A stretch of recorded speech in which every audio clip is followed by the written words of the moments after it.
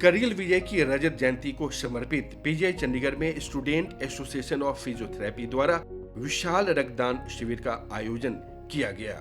इस अवसर पर बतौर मुख्य अतिथि पूर्व सेना प्रमुख जनरल वेद प्रकाश मलिक ने कहा कि रक्तदान से बड़ा सहयोग शौरवीरों के लिए कुछ और नहीं हो सकता। इस अवसर पर जनरल मलिक ने रक्तदाताओं को सम्मानित किया और कहा कि रक्तदान जैसे दैवी कार्य के लिए आप सभी बहुत बहुत शुभकामनाओं के पात्र हैं। 25 साल पहले हमने कारगिल का युद्ध जीता था, तो उसके साथ में, और मैं समझता हूँ कि ऐसे जब मौके होते हैं तो उसमें पब्लिक फिर याद करती है उन जवानों को जिन्होंने अपनी शहादत दी, जो शहीद हुआ हमारे देश के लिए। तो मैं समझता हूँ कि ऐसे मौके पर आने से मैं भी उनको नमन कर सकता हूँ, उनको याद कर सकता हूँ। रक्तदान के अवसर पर पीजीआई चंडीगढ़ के प्रोफेसर सुचेत सचदेव, प्रोफेसर हरि किशन एवं प्रोफेसर संगीता ने भी अपनी उपस्थिति दर्ज कर रक्तदान में बढ़ चढ़कर योगदान दिया।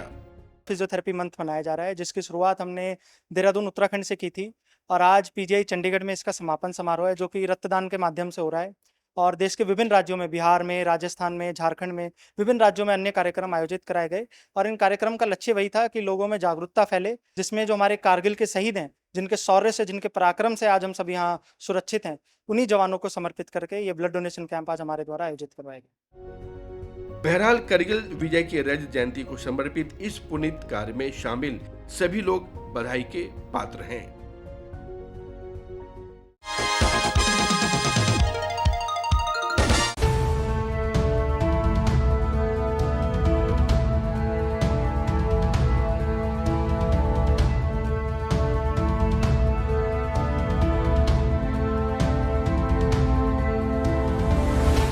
जलवायु परिवर्तन के कारण ग्लोबल वार्मिंग एवं मौसम का असंतुलन से आज पूरा विश्व ग्रसित है। बेमौसम बरसात एवं बढ़ता तापमान से हमारा देश भारत भी बुरी तरह से प्रभावित हो रहा है। नतीजतन आज कई जलवायु परिवर्तन के कारण कई समस्याएं भी उत्पन्न हुई हैं।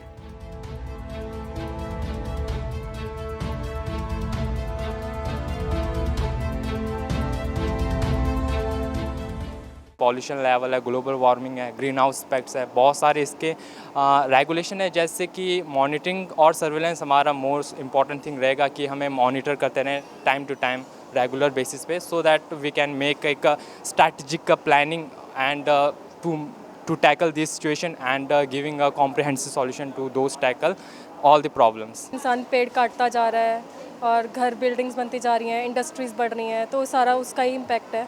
जब हमारे पास पेड़ ही नहीं होंगे, हमारा क्लाइमेट तो ऑब्वियसली चेंज होगा ही। तो डिफॉरेस्टेशन इतनी ज़्यादा हो रही है, तो इसके लिए हमें पेड़ पौधे लगाने चाहिए। जब पेड़ नहीं होंगे तो जीवन भी नहीं होगा, तो हम सबको सोचना चाहिए कि पहले तो पेड़ लगाने स्टार्ट करें। और जो पोल्यूशन, आजकल गाड़ियाँ बहुत ज़्यादा होने लगी हैं, उनका पोल्यूशन है। जलवायु परिवर्तन का आशय तापमान और मौसम के पैटर्न में दीर्घकालिक परिवर्तन का होना माना जाता है। औद्योगिक क्रांति के बाद से मानव गतिविधियों ने जलवायु को तेजी से प्रभावित किया है, जिसके कारण बेमौसम बरसात एवं बढ़ता तापमान आज पूरे विश्व में परेशानियों का सबब बनता जा रहा है। ग्लोबल वार्मिंग एक बहुत बड़ा रीज़न है आजकल के वेदर चेंज का, जो मतलब क्लाइमेट एकदम चेंज हो गया। मतलब जैसे विंटर्स सही टाइम पे नहीं आना, समर सही टाइम पे नहीं आना, या फिर बारिश का नहीं होना, कभी होना। सर खतरा तो सबको ही है, सब हवा से ही सांस लेंगे, तो चाहे कितना पैसे वाला हो, कोई कॉमन मैन हो, खतरा सबको होगा। इतना किसी को वो नहीं है कि इसको फ़र्क पड़ेगा या मेरे को नहीं पड़ेगा। बट एज अ सोसाइटी हमें सोच के चलना पड़ेगा कि हमें ज़्यादा ज़रूरत किस चीज़ की है। आगे चल के जैसे कोविड आया था, कोविड में डॉक्टर्स की बहुत ज़्यादा वो थी, तो मेडिकल को हमें और ज़्यादा आगे अच्छा बढ़ाना पड़ेगा, प्रोग्रेस करनी पड़ेगी, तो इसलिए हमें कुछ सेक्रीफाइस तो करना ही पड़ेगा। आने वाले इंसानों पर काफ़ी तरह से ये असर करेगा, जैसे कि बारिश अगर टाइम पे नहीं आती है तो फसल वगैरह ख़राब हो जाती है, जिससे वो अनाज सही से नहीं उग पाते हैं, और भी कई फैक्टर्स रहते हैं इसमें। वन जीवों की प्रजातियों का विलुप्त होना, जिसमें कुछ पक्षी प्रजातियां भी शामिल हैं। जलवायु परिवर्तन एक वैश्विक चुनौती है, जिसे समझना और इसके समाधान के लिए कदम उठाना अब अति आवश्यक होता जा रहा है।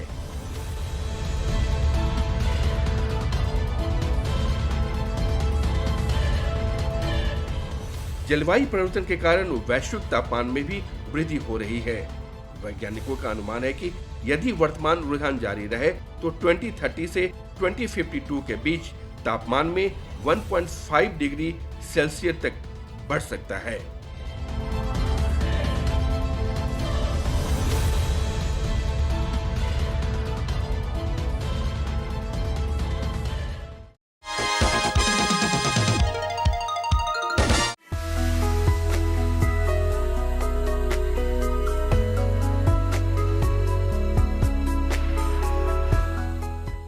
डिस्काउंट सेल का अर्थ है विभिन्न उत्पादों पर दी जाने वाली छूट जो ग्राहकों को आकर्षित करने के लिए आयोजित की जाती है।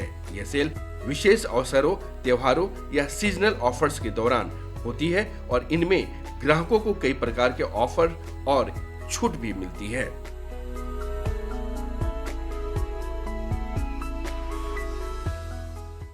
मतलब कई बार अच्छा लगता है देख के कि चलो सेल लगी है तो चले जाते हैं सेल देखने, पर कुछ चीज़ नहीं भी चाहिए होती सेल देख के तो वो भी ले लेते हैं कि चलो सस्ता है ले लो।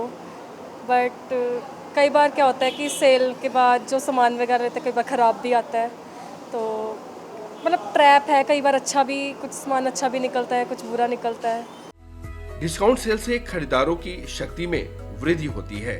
कम कीमतों के साथ उपभोक्ता नियमित कीमतों की तुलना में अधिक वस्तुएं खरीदने की चाहत रखते हैं। ऐसा विशेष त्योहारों के दौरान देखा जाता है। व्यापारी इसी मनोवैज्ञानिक का ग्राहकों से लाभ उठाने की कोशिश भी करते हैं। सेल वर्ड कह के ना, एक तो ये ग्राहकों को ना लुभाते हैं अपनी तरफ कि मोस्ट ऑफ दी सारे ग्राहक हमारे पास ही आ जाएं, और इनको बहुत ऐसा फ़ायदा होता है।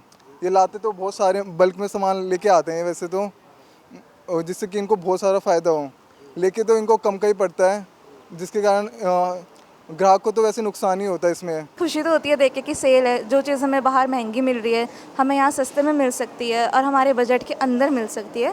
बट लेटर ऑन हमें समझ आता है कि जब वापस लेके आते हैं घर पे सामान, अच्छे से चेक करते हैं कि उसमें कुछ ना कुछ खराबी हो सकती है, या थोड़ा उसके मतलब ऐसा होता है ना कि ऊपर से बहुत शाइनी दिखना लेकिन अंदर से खोखला होना, वैसा टाइप का होता है। डिस्काउंट सेल का लाभ उठाने के लिए सही समय और सही जानकारी का होना अति आवश्यक है, ताकि अपनी खरीदारी में अधिकतम बचत कर सके। लेकिन कभी-कभी खरीदारों के साथ धोखा एवं छलावा भी हो जाता है। होर्डिंग्स वगैरह एडवर्टीजमेंट्स होती हैं सेल के बारे में, सबकॉन्शियसली वो ही दिमाग में रह जाती है, पर जब हम जाते हैं सामान लेने के लिए तो एक्चुअल में उतना सेल कुछ होता नहीं है, और मतलब वो एक हिसाब से दिखावा टाइप का ही होता है। उतना परसेंटेज एमआरपी में वो इंक्रीज़ करके एक्चुअल में जो नॉर्मल शॉप्स में मिलती है चीज़, वो उसी रेट के अराउंड मिल रही होती है, तो कोई ज़्यादा फ़ायदा नहीं है, बस वो एक मार्केटिंग स्किल है उनकी। तो सेल्स जो है काफ़ी ऐसा वर्ड है जो जिससे संभल के रहना पड़ता है। अगर आपने एक बार देख लिया तो आपको सोचना पड़ेगा कि आपको वो ये लेना है कि नहीं, क्योंकि यूजुअली भी जितना आपको नहीं भी चाहिए सेल देख के आप सोचते हो कि मैं ये भी ख़रीद लूँ वो भी ख़रीद लूँ, जो कि ज़्यादा खर्चा करने पे आपको मजबूर करता है बजाय कि कम के।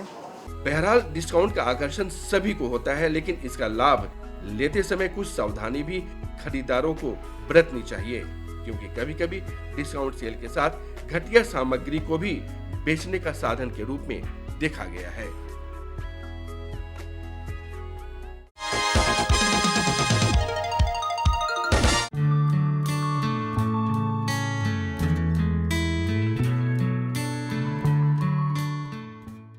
बदलते जीवन शैली और बदलती खान-पान से गैस्ट्रोएंटेराइटिस की बीमारी से आंतों में जलन और सूजन की समस्या आज आम होती जा रही है। बरसात का मौसम आते ही गैस्ट्रोएंटेराइटिस की बीमारी जीवाणुओं को पनपने के लिए उपयुक्त माहौल देती है एवं तरह तरह के पेट की बीमारियों से लोग ग्रस्त होने लगते हैं। नाभि के ऊपर ना जैसे बहुत ज़्यादा जलन सी होती है, जब भी कुछ खाए मतलब चाय पी ली है या कुछ खाने के बाद एकदम से थोड़ी देर के बाद बहुत ज़्यादा जलन सी हो जाती है और ज़्यादातर हेडेक भी रहती है। कि मेरे पेट में जो है ना बराबर गैस मतलब कि दर्द होते रहता है।